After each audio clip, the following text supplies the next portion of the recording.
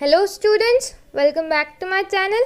So this is the part 5 of the chapter tissues of class 9th. Okay, so this is the last part of this chapter. In this part I will explain you the types of animal tissue. So first is epithelial tissue, second is connective tissue, third is muscular tissue and fourth is nervous tissue. तो सबसे पहले हम पढ़ेंगे epithelial tissue. Okay, the covering or protective tissue is in the animal body are epithelial tissue. तो जो covering और protective tissue होते हैं एनिमल की बॉडी में वो होते हैं एपिथेलियल टिश्यू. मीन सबसे बाहर जो प्रेजेंट होते हैं ना प्रोटेक्शन के लिए वो होते हैं epithelial tissue. Epithelium covers most organs and cavities with in the body. और जो एपिथेलियम होता है वो कवर करता है सारे ऑर्गन्स को, कैविटीज मतलब जितनी भी खाली जगह होती है उसे कवर करता है अपनी बॉडी के अंदर. It also forms a barrier to keep different body system separate. और ये एक बैरियर प्रोवाइड करता है, मीन्स ये एक तरह का बैरियर है ताकि बॉडी के जो सिस्टम्स है वो अलग अलग सेपरेट हो. That means that digestive system अलग हो, मीन्स सेपरेट करने का काम करता है रेस्पिरेटरी सिस्टम से. देन एक्सक्रीटरी सिस्टम को अलग, मीन्स सेपरेशन का काम कौन कर रहा है? Epithelium tissue. क्योंकि अगर एपिथेलियम टिश्यू नहीं होंगे तो सारे सिस्टम्स मिक्सअप हो जाएंगे and it is not good for our body. Okay, the skin, the lining of the mouth, the lining of blood vessels, lung alveoli, kidney tubules are all made up of epithelial tissue. ये बहुत important है. Examples means epithelial tissue कहाँ कहाँ पे present होते हैं? Skin में present होते हैं, जो अपनी माउथ की लाइनिंग होती है वहाँ पर प्रेजेंट होते हैं. ब्लड वेसल्स की लाइनिंग में प्रेजेंट होते हैं. लंग में जो एल्व्यूलाई होता है जो एक्सचेंज ऑफ गैसेस का काम करता है वहाँ पे वो भी एपिथेलियल टिश्यू का बनता है. किडनी ट्यूब्यूल्स भी एपिथेलियल टिश्यू के बनते हैं.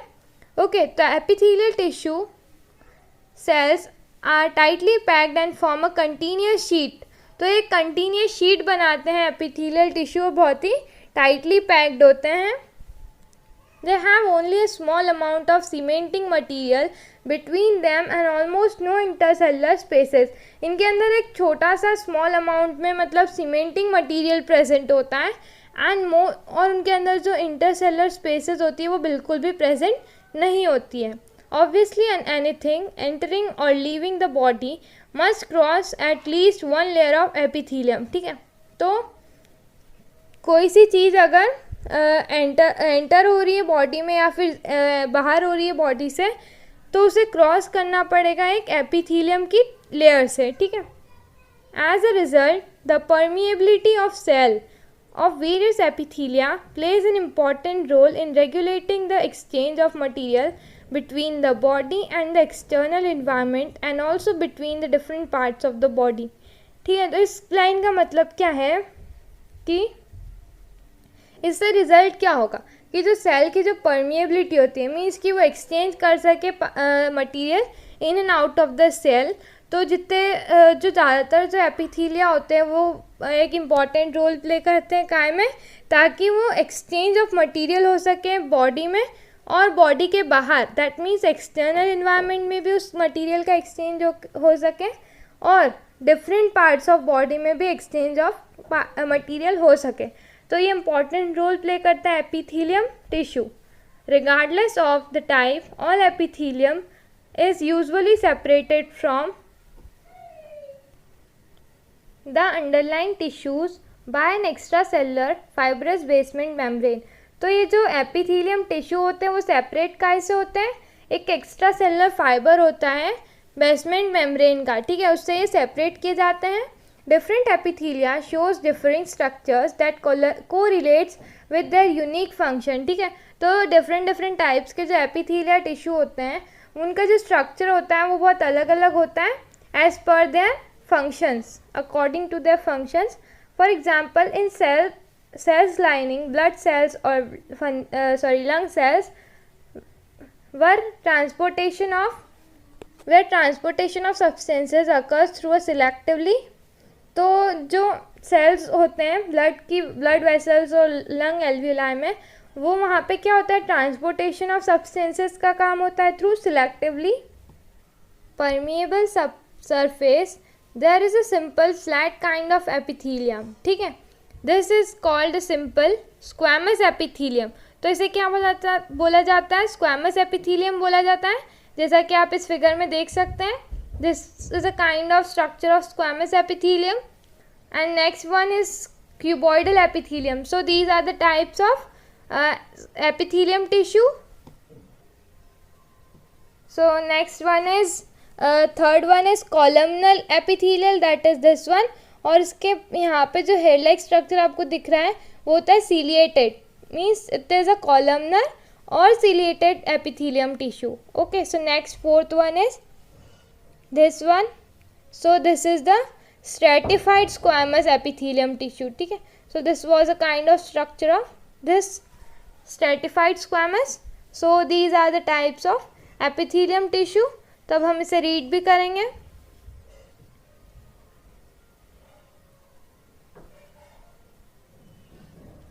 Simple squamous epithelium cells are extremely thin and flat and form a delicate lining. ठीक है, तो squamous epithelium क्या होते हैं? ये बहुत ही पतले होते हैं, थिन होते हैं और फ्लैट होते हैं, फ्रॉम अ डेलिकेट लाइनिंग. ठीक है, और एक डेलिकेट लाइनिंग बना लेते हैं, जैसा कि आप इसमें देख सकते हैं, फ्लैट है और बहुत ही थिन है as compare to other ones. ठीक है, the oesophagus and lining of mouth is also covered with squamous epithelium. तो स्क्वैमस एपिथीलियम कहाँ कहाँ पे प्रेजेंट होता है? लाइनिंग ऑफ माउथ में. Okay, and oesophagus is the food pipe. Okay, the skin which protects the body is also made up of squamous epithelium. तो जो skin present होती है ना अपनी पूरी बॉडी के ऊपर, वो भी स्क्वैमस एपिथीलियम की ही बनती है. Skin epithelial cells are arrange in many layers to prevent wear and tier.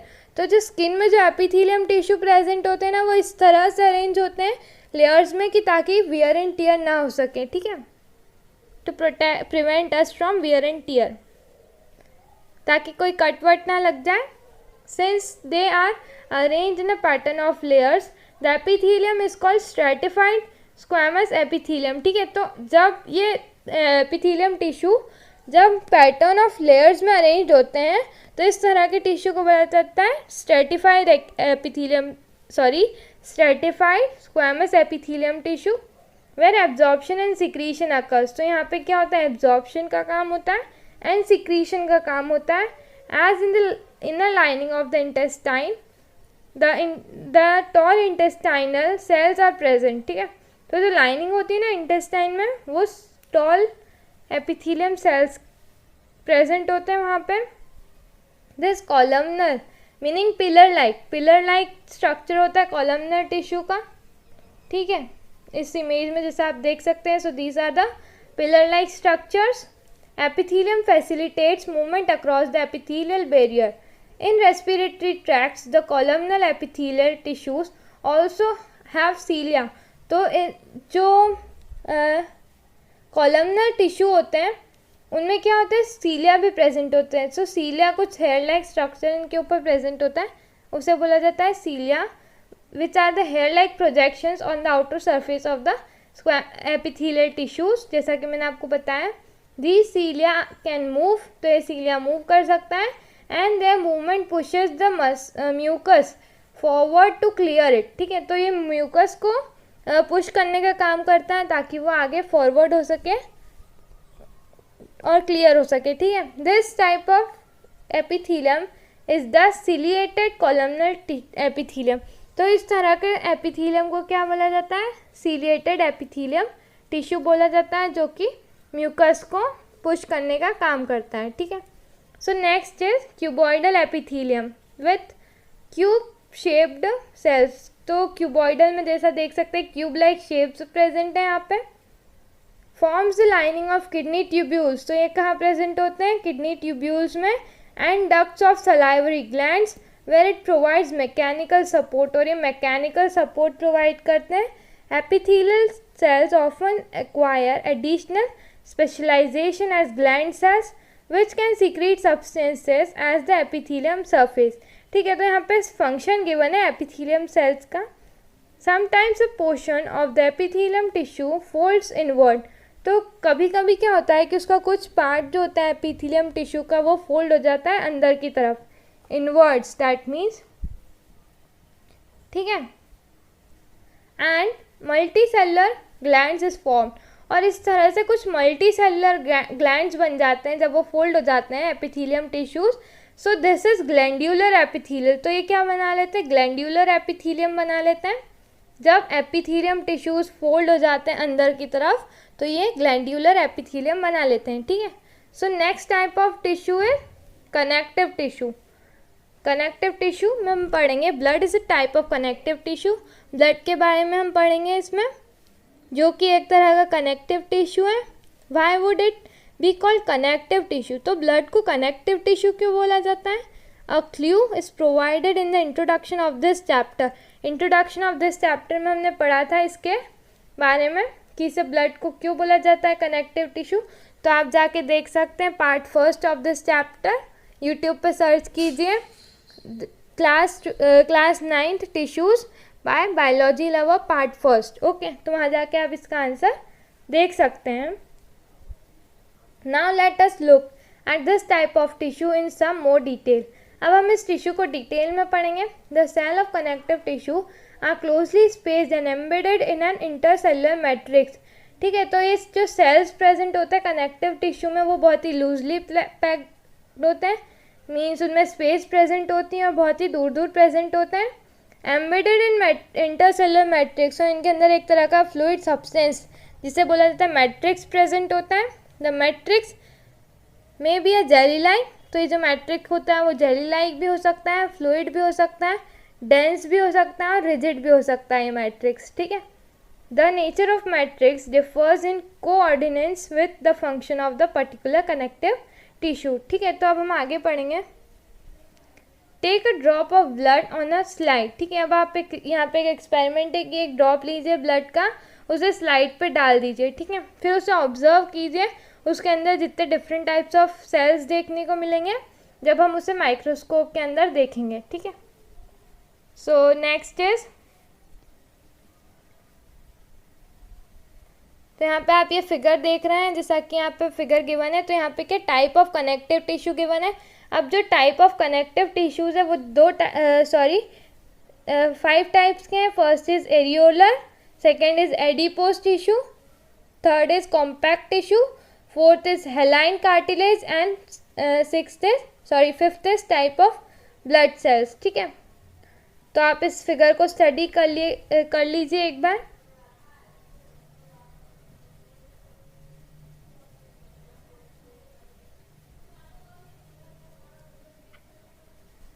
Blood is a fluid liquid. ठीक है, एक ब्लड आप हमें सभी को पता है कि एक तरह का फ्लूइड है. Matrix called plasma. तो ब्लड के अंदर क्या एक मैट्रिक्स प्रेजेंट होता है जिसे बोला जाता है plasma, in which red blood cells RBCs. Red blood cells को क्या बोला जाता है, आरबीसीज भी बोला जाता है. White blood cells that means डब्ल्यूबीसीज एंड प्लेटलेट्स आर सस्पेंडेड. ठीक है, तो ब्लड के अंदर प्लाज्मा होता है. प्लाज्मा के अंदर 3 तरह के कंपोनेंट्स देखने को मिलते हैं. First is RBCs, second is डब्ल्यूबीसीज and third is platelets. Okay, the plasma contain proteins, salts and hormones. और जो प्लाज्मा होता है उसमें क्या क्या होता है, प्रोटीन्स प्रेजेंट होते हैं, सॉल्ट्स होते हैं और हार्मोन्स प्रेजेंट होते हैं. Blood flows and transport gases. Blood क्या करता है, ट्रांसपोर्टेशन का काम करता है ऑफ गैसेस.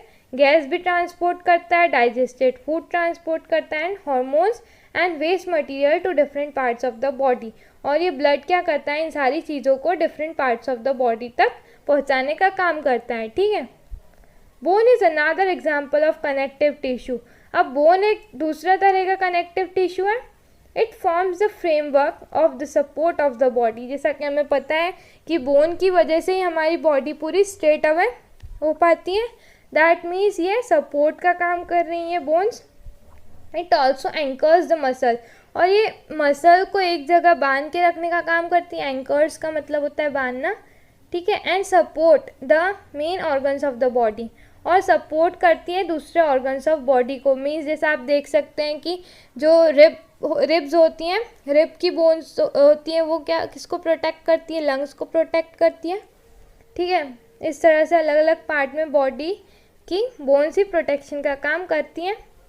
ठीक है, it is a strong and non flexible tissue. ये नॉन फ्लेक्सिबल मीन्स वो बहुत ही हार्ड होती हैं और बहुत स्ट्रॉन्ग होती हैं bones. What would be the advantage of these property of the bone function?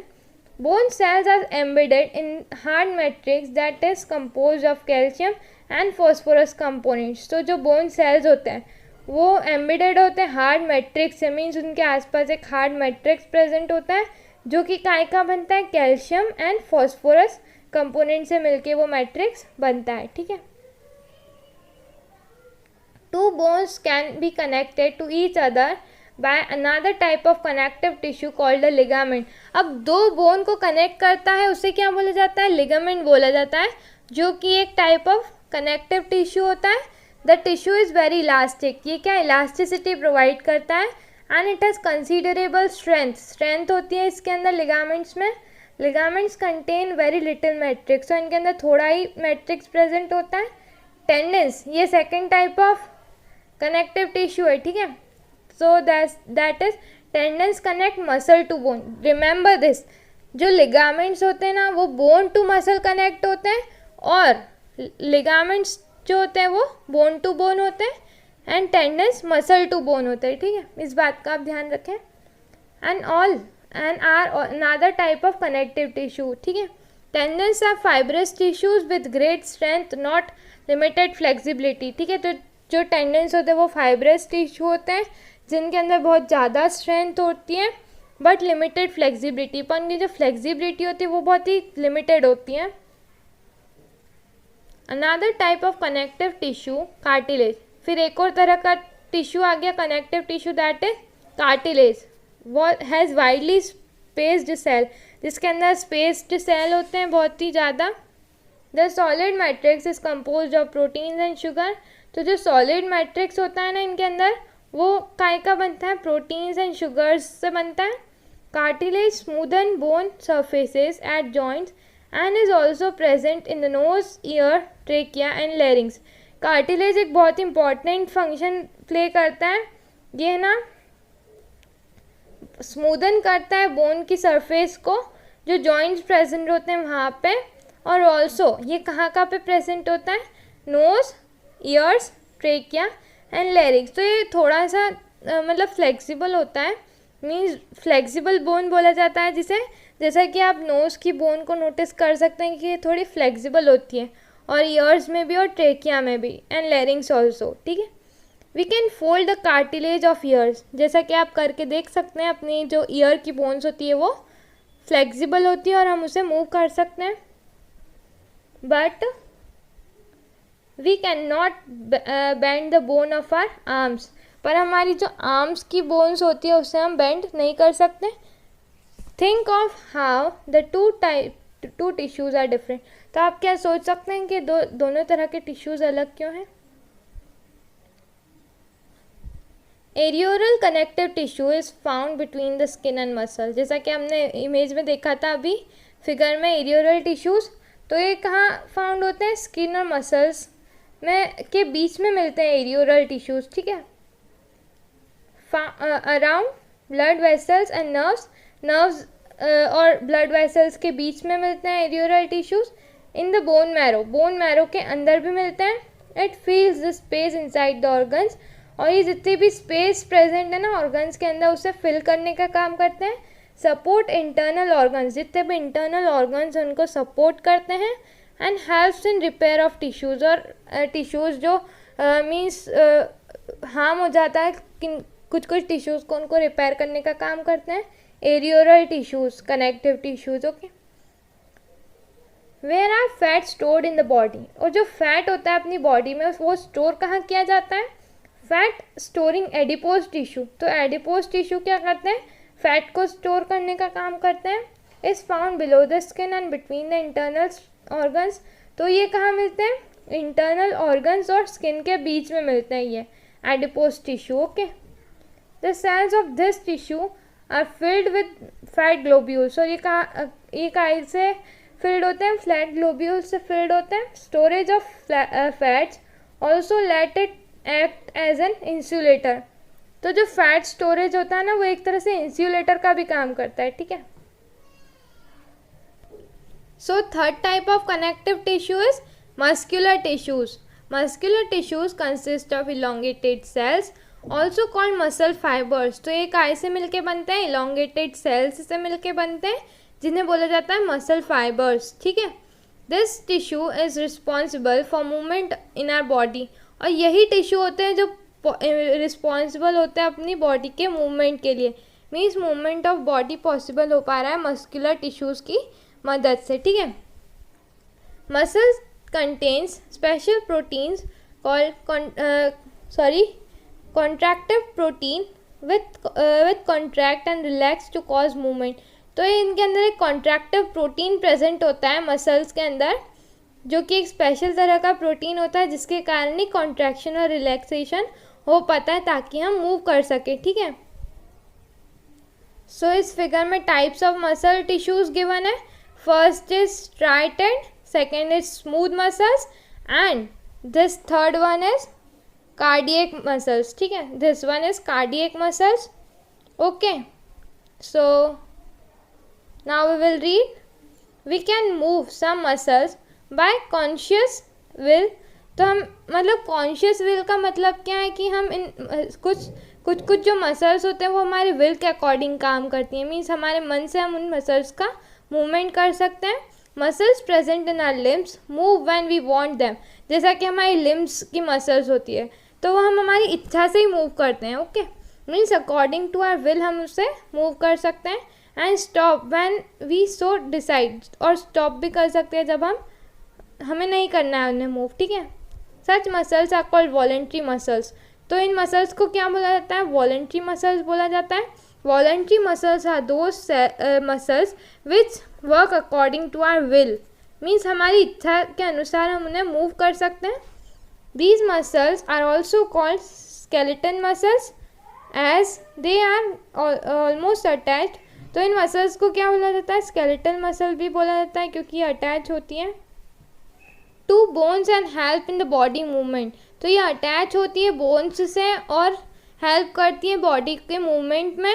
Under the microscope these muscles show alternative light and dark bands और striations with when strained appropriately. ठीक है, तो ये जो बोन्स होती हैं ये अगर इन्हें हम माइक्रोस्कोप के अंदर देखें तो इनके अंदर लाइट और डार्क बैंड्स प्रेजेंट होते हैं। जैसे आप देख सकते हैं, light band, then dark band, then dark band, then light band. So these are the light and dark bands present on these type of muscles. तो इन्हें क्या बोला जाता है? बैंड्स भी बोला जाता है और स्ट्राइशंस। जैसे आप देख सकते हैं इस फिगर में, these are the striations. This dark one, then light, फिर dark, फिर then light. Okay. So these are striations when strained appropriately. जब हम इसे स्ट्रेनिंग करेंगे तो हम इसे अच्छे से माइक्रोस्कोप के अंदर देख सकते हैं लाइट और डार्क बैंड्स को। As a result they are also called striated muscle. तो इस तरह की मसल को क्या बोला जाता है? स्ट्राइटेड मसल्स बोला जाता है, जिनके अंदर स्ट्राइशंस प्रेजेंट होते हैं। ठीक है, the cells of this tissue are long, cylindrical and unbranched and multi nucleated having many nucleus. ये बहुत इंपॉर्टेंट लाइन है कि इनके जो सेल्स होते हैं ना टिश्यू में वो लॉन्ग होते हैं, ठीक है, सिलेंड्रिकल होते हैं और अनब्रांच्ड मीन्स उनमें कोई भी ब्रांचिंग प्रेजेंट नहीं है, और न्यूक्लियस बहुत सारे न्यूक्लियस प्रेजेंट होते हैं। That means multi nucleus. जैसे आप देख सकते हैं जो डार्क डार्क दिख रहे हैं ना यहाँ पे ब्लैक ब्लैक, तो these all are the nucleus. ठीक है, more than one nucleus are present in striated muscles. The movement of blood in the alimentary canal और the contraction and relaxation of blood vessels are voluntary movements. ठीक है, तो जो ये movement होता है ना फूड का एलिमेंट्री कैनाल से, जैसे ही हम खाते हैं तो वो एलिमेंट्री कैनाल के अंदर एंटर करता है फूड, तो वहाँ पे क्या कॉन्ट्रैक्शन और रिलैक्सेशन होता है ब्लड वेसल्स में, जो कि इनवॉलेंट्री मूवमेंट होता है। मीन्स हमारे अकॉर्डिंग, विल के अकॉर्डिंग नहीं हो रहा है, वो अपने आप ही हमारी बॉडी में हो रहा है। मीन्स विदाउट आवर विल वो मूवमेंट हो रहा है। We can not really start them to stop them simply by wanting to do so. और हम उस मूवमेंट को रोक भी नहीं सकते क्योंकि वो इनवॉलेंट्री मूवमेंट है, अपने आप ही हो रहा है वो बॉडी में। Smooth muscles in figure 6.11 B. ठीक है, तो ये बी इमेज में हमको स्मूथ मसल्स का फिगर दे रखा है, और वॉलेंट्री मसल तो इनको क्या बोला, इनवॉलेंट्री मसल तो इन्हें क्या बोला जाता है? स्मूथ मसल्स को इनवॉलेंट्री बोला जाता है क्योंकि हमारे विल के अकॉर्डिंग काम नहीं करती है।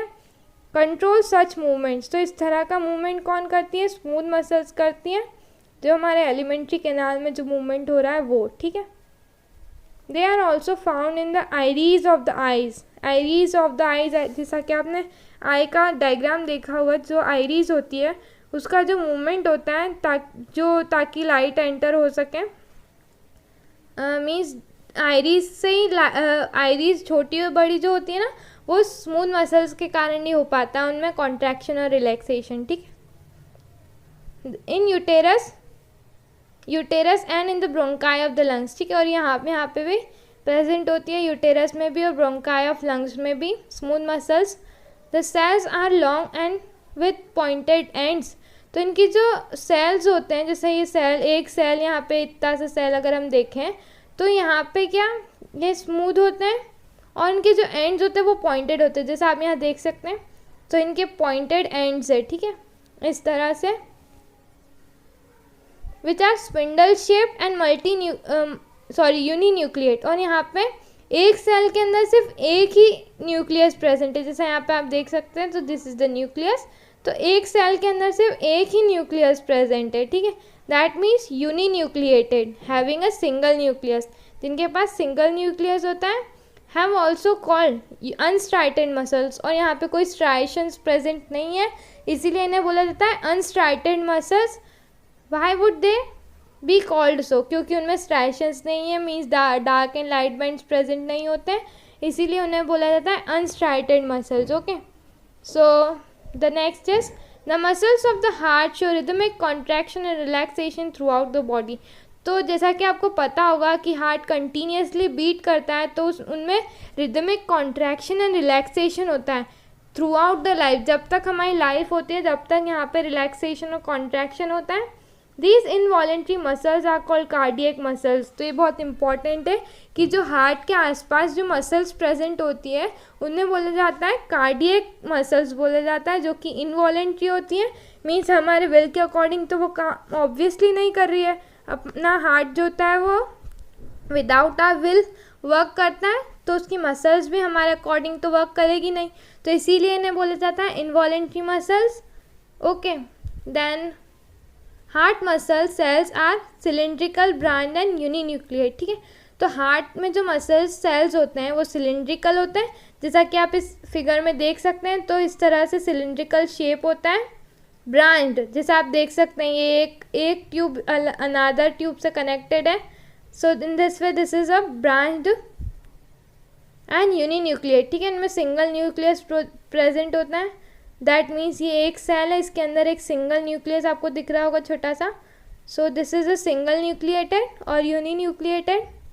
Compare the structure of different types of muscular tissue, अगर हम सारे स्ट्रक्चर ऑफ मस्कुलर टिश्यूज़ को कंपेयर करें, note their shape, number of nucleus and position of nucleus within the cell, ठीक है, तो आप नोट करें शेप को, नंबर ऑफ न्यूक्लियस को एंड पोजीशन ऑफ न्यूक्लियस को, ठीक है, within the cell, okay. So next topic is our last topic of this chapter is nervous tissue, which is the 4 type of connective tissue, ठीक है। all cells possess the ability to respond stimuli, तो जितने भी sales होते हैं उनमें ability होती है कि वो स्टिमुलाई को रिस्पॉन्ड कर सकें। however cells of nervous tissue are highly specialized, तो जो नर्वस टिश्यू होते हैं ना वो बहुत ही स्पेशलाइज्ड होते हैं, and being stimulated and then transmitted and the stimulus very rapidly from one part of the to another within the body, तो ये ना नर्व इम्पल्सेस कैरी करने का काम करते हैं, अगर हम सिंपल लैंग्वेज में समझे तो इनमें स्पेशलाइज सेल होते हैं that stimulated and transmitted stimulus, तो ये ट्रांसमिट करते हैं स्टिमुलस को एक पार्ट ऑफ बॉडी से अनदर पार्ट तक। The brain, spinal cord and nerves are all composed of nervous tissue, तो जो ब्रेन होता है, स्पाइनल कॉर्ड होती है, तो इनमें क्या जो नर्व्स होती हैं ना उन्हें बोला जाता है नर्वस टिश्यूज़ की बनती है वो nerves. The cells of this tissue are called nerve cells और न्यूरॉन्स, तो इनमें जो सेल्स होते हैं ना नर्वस टिश्यू में उन्हें बोला जाता है नर्व सेल्स एंड न्यूरॉन्स, जैसा कि आपने लास्ट वीडियो इस इस चैनल की चैप्टर फर्स्ट की वीडियो को अगर देखा होगा तो आपको उसका इमेज याद आ रहा होगा नर्व सेल का। तो इस तरह से नर्वस टिश्यू बनते हैं। The neuron consist of cell body with the nucleus and protoplasm. तो न्यूरॉन जो होता है ना, उनमें सेल बॉडी होती है विथ न्यूक्लियस एंड प्रोटोप्लाज्म, और उसके अंदर होता है न्यूक्लियस और protoplasm, from which long thin hair like part arise. ठीक है, जिसके अंदर से long hair like part arise हो रहा है।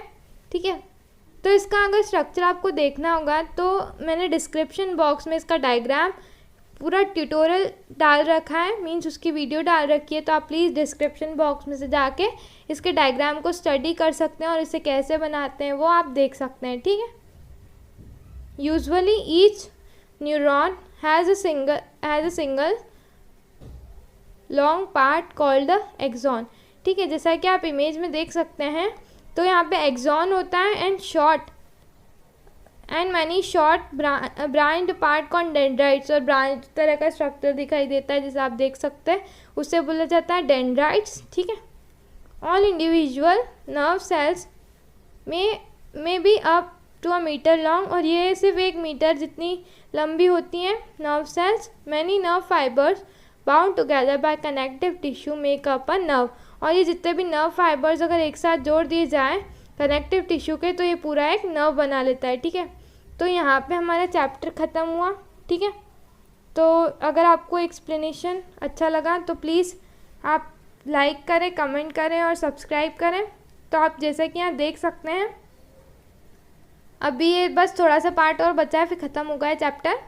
ठीक है, जैसा आप इस इमेज में देख सकते हैं, ये न्यूरॉन का डायग्राम है।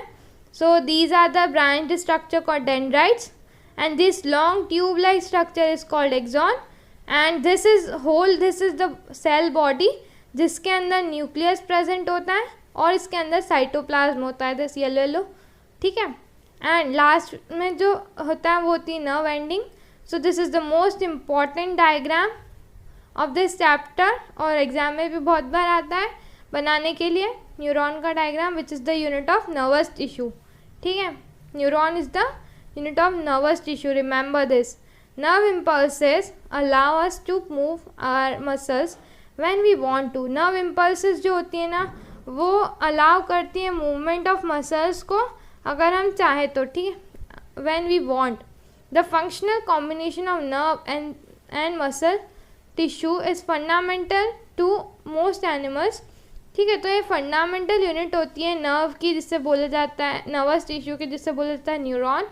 ठीक है, this combination enables animals to move rapidly in response to stimuli, और इनका जो कॉम्बिनेशन होता है ना एनिमल्स में, उसी के कारण रिस्पॉन्स हो सकता है स्टिमुलाई का। ठीक है, मतलब अगर हम एग्जांपल देखें तो अगर आपने कोई हॉट कप को, अगर आपने टी को अगर टच कर लिया तो आपको एकदम से फील होगा कि बहुत, और एक तरह का शॉक लगेगा क्योंकि आपको गर्म लगा।